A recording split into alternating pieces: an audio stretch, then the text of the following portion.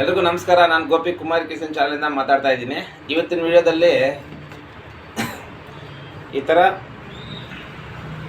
Back shape ಇದೆ, ಅದಕ್ಕೆ ಎಲ್ಲೂ ಜೈಂಟ್ ಇಲ್ಲದೆ ನೀಟಾಗಿ ರೌಂಡ್ ಶೇಪಲ್ಲಿ ಸರ್ಕಲಲ್ಲೇ ಎಲ್ಲೂ ಜೈಂಟ್ ಇಲ್ದಿರ ಪೈಪಿಂಗ್ ಯಾವ ಥರ ಹೊಲಿಯೋದು ಅನ್ನೋದನ್ನು ತೋರಿಸ್ಕೊಡ್ತಾ ಇದ್ದೀನಿ. ಅದೇ ರೀತಿ ನೀವೇನು ಮಾಡಬೇಕು ಅಂದರೆ ನಮ್ಮ ಚಾನಲ್ನ ಸಬ್ಸ್ಕ್ರೈಬ್ ಮಾಡಿ, ಪಕ್ಕದಲ್ಲಿರೋ ಬೆಲ್ ಬಟನ್ನ ಕ್ಲಿಕ್ ಮಾಡಿ ಆಲ್ ಅಂತ ಆಪ್ಷನ್ ಬರ್ತಾ ಅದನ್ನ ಸೆಲೆಕ್ಟ್ ಮಾಡಿಕೊಂಡ್ರೆ ನಾವು ಮಾಡುವ ಎಲ್ಲ ವೀಡಿಯೋಗಳು ನಿಮಗೆ ನೋಟಿಫಿಕೇಷನ್ ಆಗಿ ಬರುತ್ತೆ. ಅದೇ ರೀತಿ ಲೈಕ್ ಮಾಡಿ, ಶೇರ್ ಮಾಡಿ, ಈ ವಿಡಿಯೋನ ಕೊನೆವರೆಗೂ ನೋಡಿ, ಸ್ಕಿಪ್ ಮಾಡಿದೆ. ಯಾಕಂದ್ರೆ ನಾವು ಹೊಲಿಬೇಕಾದ್ರೆ ಎಕ್ಸ್ಪ್ಲೈನ್ ಮಾಡ್ತಾ ಇದ್ದೀನಿ. ಆ ಪಾಯಿಂಟ್ಗಳ ನೀವು ಕೇಳಿಸ್ಕೊಂಡ್ರೆ ಹೊಲಿಯೋದಕ್ಕೆ ತುಂಬ ಅನುಕೂಲ ಆಗುತ್ತೆ. ಓಕೆನಾ? ಅದೇ ರೀತಿ ಲೇಟ್ ಮಾಡಿದೆ, ವಿಡಿಯೋ ಸ್ಟಾರ್ಟ್ ಮಾಡೋಣ ಬನ್ನಿ. ಮೊದಲನೇದಾಗಿ ನೋಡಿ, ಈ ಥರ ಯಾವ ಶೇಪಲ್ಲಿದೆಯೋ ಅದೇ ಶೇಪಲ್ಲಿ ಕ್ಯಾನ್ವಾಸ್ ಕಟ್ ಮಾಡ್ಕೊಂಡಿದ್ದೀನಿ. ಇದನ್ನು ಸ್ಟಿಚ್ ಮಾಡಿ ಹೊಲ್ಕೊತೀನಿ. ಫಸ್ಟು ಇದು ಈ ಥರ ಕಚ್ಚಾ ಇರುತ್ತಲ್ಲ, ಅದನ್ನು ಸ್ಟಿಚ್ ಮಾಡ್ಕೊತೀನಿ. ಒಳಗಡೆ ನೋಡಿ ಮಾರ್ಜಿನ್ ಎಷ್ಟು ಹೊಲಿಯಕ್ಕೆ ಮಾರ್ಜಿನ್ ಬೇಕೋ ಅಷ್ಟು ಇಟ್ಕೊಂಡು ನೀಟಾಗಿ ಕಟ್ ಮಾಡ್ಕೊಂಡಿದ್ದೀನಿ.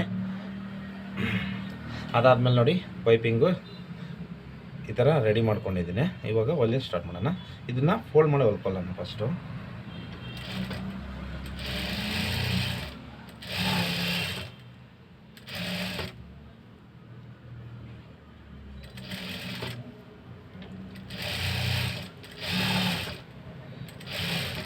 ಒಂದೇ ಸಮ ಇರಲಿ ಇದೂ, ಯಾಕಂದರೆ ಹಿಂದ್ಗಡೆ ತಿರುಗಿ ನೋಡಿದ್ರೂ ಸ್ವಲ್ಪ ಫಿನಿಶಿಂಗ್ ಆಗಿ ಎಲ್ಲದಕ್ಕಿಂತ ನಮ್ದು ಸ್ವಲ್ಪ ಬೆಸ್ಟ್ರಲ್ಲಿರಬೇಕು ಅಂತ. ಹಿಂದೆ ಒಳಗಡೆ ಆಚೆ ಎಲ್ಲನೂ ನೀಟಾಗಿ ಫಿನಿಶಿಂಗ್ ಇರುತ್ತೆ.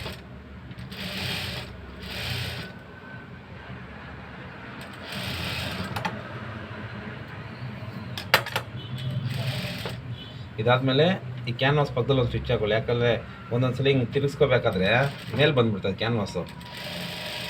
ಈ ಬಟ್ಟೆಗೆ ಅಂಟ್ಕೊಂಡಿರುತ್ತಲ್ಲ, ಅದು ಗಮ್ಮು ಸ್ವಲ್ಪ ಲೂಸ್ ಆಗಿಬಿಟ್ಟು ಮೇಲೆ ಬಂದುಬಿಡ್ತದೆ. ಅದಕ್ಕೆ ಅದ್ರ ಮೇಲೆ ಒಂದು ಸ್ವಿಚ್ ಹಾಕ್ಕೊಂಡ್ಬಿಟ್ರೆ ಈ ಕಡೆನೇ ಎದಲ್ಲ ಈ ಕಡೆನೇ ಎದಲ್ಲ, ನಮ್ಗೆ ಆರಾಮಾಗಿ ಪೈಪಿಂಗ್ ಹೊಲ್ದಾದ್ಮೇಲೆ ನೀಟಾಗಿ ಫಿನಿಶ್ ಮಾಡೋಕ್ಕೆ ಈಸಿಯಾಗಿರುತ್ತೆ. ನೋಡಿ, ಎಲ್ಲೂ ಜಾಯಿಂಟೇ ಇರಬಾರ್ದು. ಸ್ವಲ್ಪ ಕಾಣಿಸ್ಬೋದು, ಬಟ್ ಅಷ್ಟೊಂದು ಕಾಣಿಸಲ್ಲ.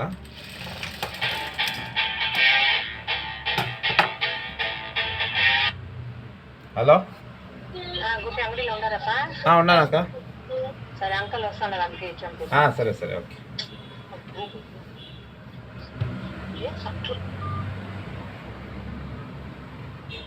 ಇವಾಗ ಇದು ಓಪನ್ ಮಾಡಿ ಲೈನಿಂಗ್ ಅಟ್ಯಾಚ್ ಮಾಡ್ಕೊಳ್ಳೋಣ. ಇದು ಹೆಂಗಿದೆಯೋ ಹಂಗೆ ಸೇಮ್. ಸ್ವಲ್ಪ ದೊಡ್ಡ ಸೈಜ್ ಇದು, ಅದಕ್ಕೆ ಸ್ವಲ್ಪ ಎಲ್ಲ ಲೆವೆಲಾಗಿ ಇಟ್ಕೋಬೇಕು. ಯಾಕಂದರೆ ಎಲ್ಲಾದರೂ ಹೆಚ್ಚು ಕಮ್ಮಿ ಆದರೆ ಮತ್ತೆ ಎಲ್ಲ ಬಿಚ್ಚಬೇಕಾಗುತ್ತೆ. ನೋಡಿ, ಇವಾಗ ಓಕೆ ಅಂತ ನನಗೆ ಅನಿಸ್ತಾ ಇದೆ. ಇವಾಗ ಲೈನಿಂಗ್ ಅಟ್ಯಾಚ್ ಮಾಡೋಣ. ಲೈನಿಂಗ್ ಅಟ್ಯಾಚ್ ಮಾಡಬೇಕಂದ್ರೆ 5 ನಂಬರಲ್ಲಿ ಇಟ್ಕೊಳ್ಳಿ.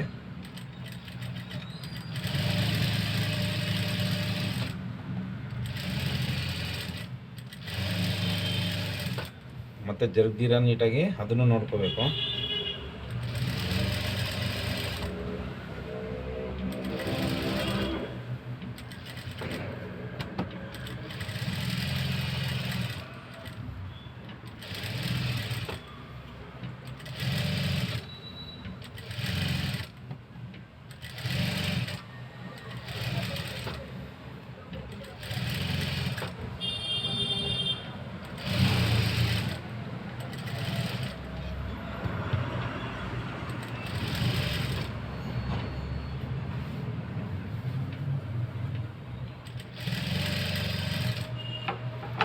ಸ್ವಲ್ಪ ರಿಂಕಲ್ಸ್ ಬಂದ್ಬಿಡ್ತು.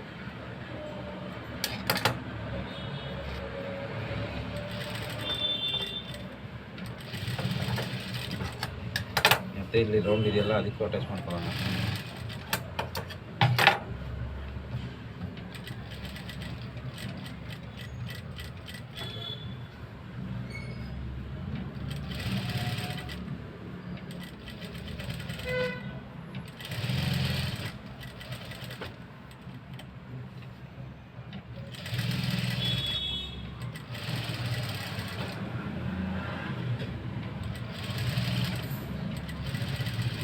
ಲೈನಿಂಗ್ ಅಟ್ಯಾಚ್ ಮಾಡಿದ ತಕ್ಷಣ ಲೈನಿಂಗ್ ಅದು ಒರಿಜಿನಲ್ ಪೀಸ್ ಎಕ್ಸ್ಟ್ರಾ ಬಂದಿರೋದನ್ನ ಕಟ್ ಮಾಡೋಕ್ಕೆ ಹೋಗ್ಬೇಡಿ.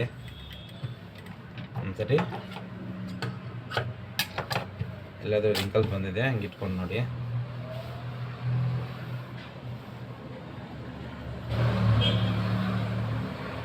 ಎಲ್ಲೂ ಇಲ್ಲ. ಇವಾಗ ಕಟ್ ಮಾಡ್ತೀವಿ.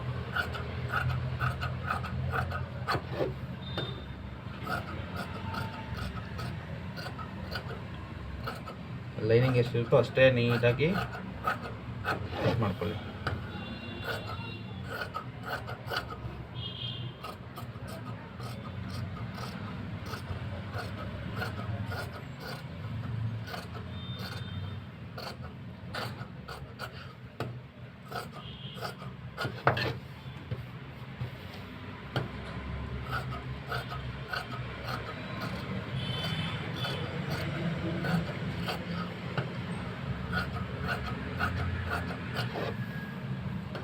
ಇದು ಅಷ್ಟೇ ಲೈನಿಂಗ್ ಹೆಂಗಿರುತ್ತೋ ಹಂಗೆ ನೀಟಾಗಿ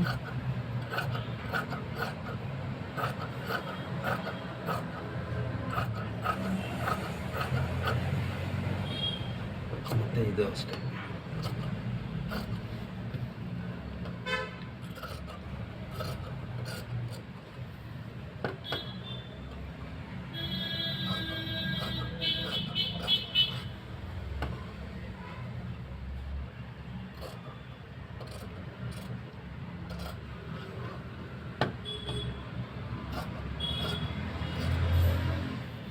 ಈ ಶೇಪಲ್ಲೂ ಅಷ್ಟೇ ಸ್ವಲ್ಪ ನಿಧಾನ ಆದರೂ ಪರವಾಗಿಲ್ಲ, ನೀಟಾಗಿ ಕಟ್ ಮಾಡ್ಕೊಳ್ಳಿ. ಯಾಕಂದರೆ ಸಡನ್ ಜ್ವರ ಲೇಯರ್ ಬೇಗ ಆಗ್ಬಿಡಲಿ ಕೆಲಸ ಅಂತ ಹೇಳ್ಬಿಟ್ಟು ಜೋರಾಗಿ ಮಾಡೋಕ್ಕೆ ಹೋದರೆ ಅದು ಕೆಟ್ಟಾಗ್ಬಿಡ್ತದೆ. ಆಮೇಲೆ ಸುಮ್ಮನೆ 2 ನಿಮಿಷಕ್ಕೋಸ್ಕರ ನಾವು ಇದು ಮಾಡ್ಕೋಬೇಕಾಗುತ್ತೆ. ಅದಕ್ಕೆ ಸ್ವಲ್ಪ ಲೇಟ್ ಆದರೂ ಪರವಾಗಿಲ್ಲ. ಇಷ್ಟಾಯಿತು. ಇಷ್ಟಾದಮೇಲೆ ಇವಾಗ ಪೈಪಿಂಗ್ ಸ್ಟಾರ್ಟ್ ಮಾಡೋಣ. ಪಲ್ಲು ಈ ಕಡೆ ಬರುತ್ತೆ, ಅದಕ್ಕೆ ಈ ಕಡೆಯಿಂದ ಸ್ಟಾರ್ಟ್ ಮಾಡೋಣ. ನೋಡಿ ಇಲ್ಲಿ ಹಿಂಗೆ ಕ್ರಾಸಾಗಿ ಇಟ್ಕೊಳ್ಳಿ, ಆಚೆಯಿಂದ ಕ್ರಾಸಾಗಿ.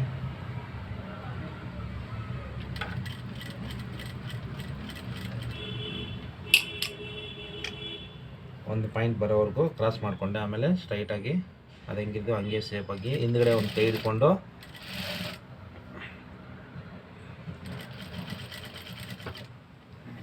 ಹಿಂದ್ಗಡೆ ಒಂದು ಕೈ ಇಟ್ಕೊಳ್ಳಿ. ಪೈಪಿಂಗ್ಗೆ ಸ್ವಲ್ಪ ಜಿರಾಯಿಸ್ಕೊಂಡ್ಬಿಡುತ್ತೆ ಬಟ್ಟೆ ಹಿಂದ್ಗಡೆದು, ಅದಕ್ಕೆ ಥರ ಬರ್ದಿರೋ ಇದೆ. ಯಾಕಂದರೆ ನೋಡಿ ಕಾರ್ನರಲ್ಲಿ ಅಷ್ಟೇ ಹಿಂಗೆ ಬಂದು ಕರೆಕ್ಟಾಗಿ ಹಿಂಗೆ ತಿರ್ಸ್ಕೋಬೇಕು, ಅಲ್ಲೇ ಮೈನ್ ಇರುತ್ತೆ. ಒಬ್ಬೊಬ್ರಿಗೆ ಕಾರ್ನಲ್ಲಿ ರೌಂಡ್ಗಳಲ್ಲಿ ಪೈಪಿಂಗ್ ಲೂಸ್ ಬರೋದು, ಆಮೇಲೆ ಸ್ಟಿಚ್ ಸರಿಯಾಗಿ ಬರೋದು, ಆ ಥರ ಎಲ್ಲ ಸುಮಾರು ಜನಕ್ಕೆ ಬರುತ್ತೆ. ಬಟ್ ಆ ಥರ ಎಲ್ಲ ಮಾಡಿ ನೋಡಿ ಕರೆಕ್ಟಾಗಿ ಒಳಗಡೆ ಸೂಜಿ ಇರಬೇಕು, ಆಮೇಲೆ ಹಿಂಗೆ ತಿರ್ಸ್ಕೋಬೇಕು. ಅವಾಗ ಏನಾಗ್ತಂದರೆ ಎಲ್ಲೂ ಎದ್ದೋಳೋಕ್ಕೆ ಚಾನ್ಸ್ ಇರಲ್ಲ. ಅದು ಕಾರ್ನರಲ್ಲಿ ಸ್ಕ್ವಯರ್ ಬರುತ್ತಲ್ಲ, ಅಲ್ಲಿ ಒಳಗಡೆ ಸೂಜಿ ಇದ್ದಂಗೆ ಅದ್ರ ಮೇಲೆ ಆಮೇಲೆ ಹಿಂಗೆ ಟೆನ್ಷನ್ ಮೇಲೆ ಎತ್ಕೊಂಡು ಹಿಂಗೆ ತಿರ್ಸ್ಕೋಬೇಕು. ಸೂಜಿ ಬಟ್ಟೆ ಒಳಗಡೆ ಇರಬೇಕು, ಟೆನ್ಷನ್ ಮೇಲೆ ಎತ್ಕೊಂಡು ಹಿಂಗೆ ತಿರ್ಸ್ಕೋಬೇಕು. ಅವಾಗ ಏನಾಗುತ್ತೆ ಅಂದರೆ ನಿಮಗೆ ಕಾರ್ನರಲ್ಲಿ ಕರೆಕ್ಟಾಗಿ ಬರುತ್ತೆ.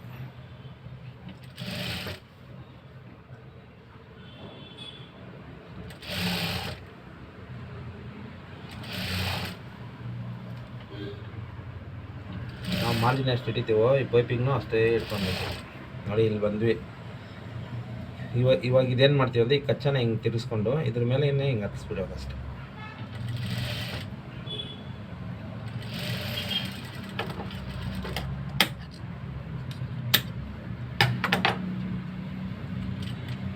ಅವಾಗೇನಾಗುತ್ತಂದರೆ ಸೇಮು ಹಂಗೆ ಬರುತ್ತೆ. ಇದನ್ನು ಕ್ಯಾನ್ವಾಸ್ ನಿಕ್ಕಿ ತಿರುಗಿಸ್ ಮೇಲೆ ನಿಮ್ಗೆ ತೋರಿಸ್ತೀನಿ ಯಾವ ಥರ ಬಂದಿದೆ ಅಂತ.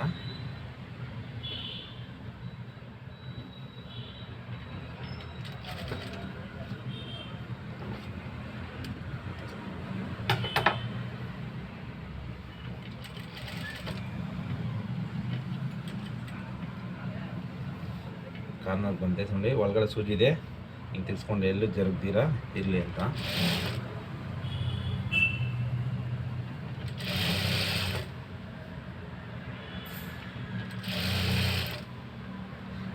ಡಬಲ್ ಟೆನ್ಷನಲ್ಲೇ ಹೊಲಿತೀನಿ, ಪೈಪಿಂಗಲ್ಲಂತ ಸಿಂಗಲ್ ಟೆನ್ಷನ್ ಹಾಕ್ಕೊಂಡು ಹೋದರೆ ಅದು ಸ್ಟಿಫಾಗಿ ನಿಲ್ಲಲ್ಲ. ಒಂದು ಸಮ 2 ಹೊಲಿಬೇಕು, ಎಲ್ಲಿ ಹೆಚ್ಚು ಕಮ್ಮಿ ಬಿಡಬಾರ್ದು.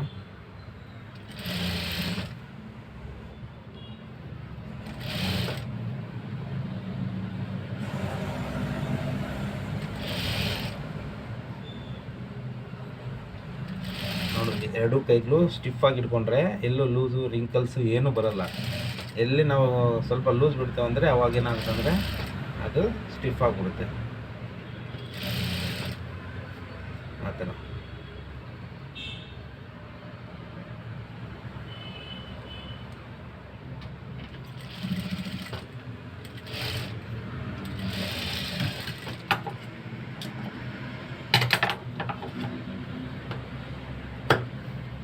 ಕಾರ್ನರ್ ಸ್ಕ್ವೇರ್ ಬರುತ್ತಲ್ಲ ಅಲ್ಲಿ ಮಾತ್ರ ಈ ಕಾರ್ನರ್ ಎರಡು ಕಾರ್ನರಲ್ಲೇ ಚಟ್ಕ ಇನ್ನೆಲ್ಲೂ ಹೊಡಿಬಾರ್ದು. ಮತ್ತು ರೆಗ್ಯುಲರ್ ನಾವು ಮಾಡ್ತೀವಲ್ಲ ಕ್ಯಾನ್ವಾಸ್ ತಿರ್ಸ್ಕೊಂಡು ಇಲ್ಲೊಂದು ಸ್ವಿಚ್ಚು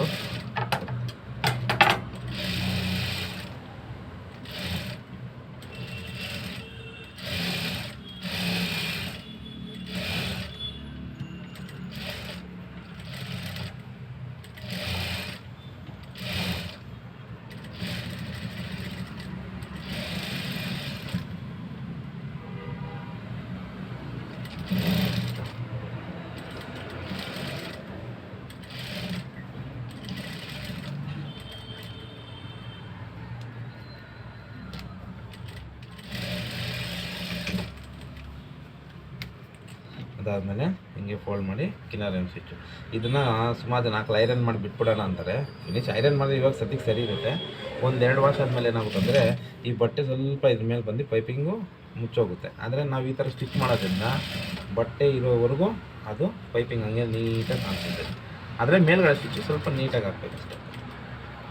ಮೇಲ್ಗಡೆ ಬರುತ್ತಲ್ಲ ಅದು ಹೆಂಗಂದ್ರೆ ಹಾಕ್ಬಿಡ್ತಾರೆ. ಹಂಗೆ ಬಂದಿರೋ 1-2 ನಿಮಿಷ ಸ್ಲೋ ಆಗಿ ನೀಟಾಗಿ ಹಾಕ್ಬಿಡಿ. ಆವಾಗ ನಿಮಗೆ ಏನು ತೊಂದರೆ ಬರೋಲ್ಲ. ಹೆಂಗಾದ್ರೂ ನೋಡಿ ನೀಟಾಗಿರುತ್ತೆ.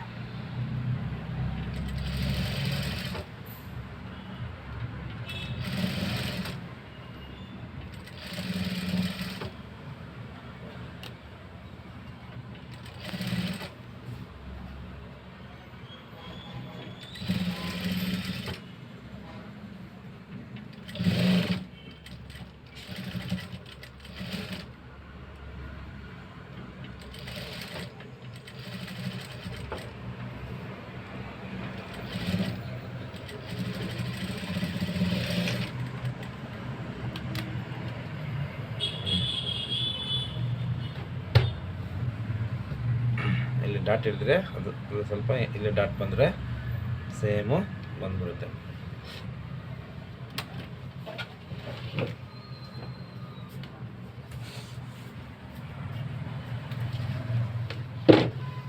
ನೋಡಿ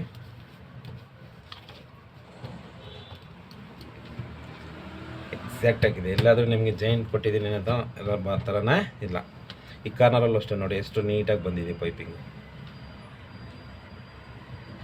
ಸೇಮ್ ಟು ಸೇಮ್ ಬಂದಿದೆ. ಈ ಥರ ಹೊಲಿಯೋದನ್ನು ಕಲಿಬೇಕು. ಈ ವಿಡಿಯೋ ಇಷ್ಟ ಆಗಿದ್ರೆ ಲೈಕ್ ಮಾಡಿ, ಶೇರ್ ಮಾಡಿ, ನಿಮ್ಮ ಮುಖಾಂತರ ಇನ್ನೊಬ್ಬರಿಗೆ ಹೆಲ್ಪ್ ಆಗಲಿ.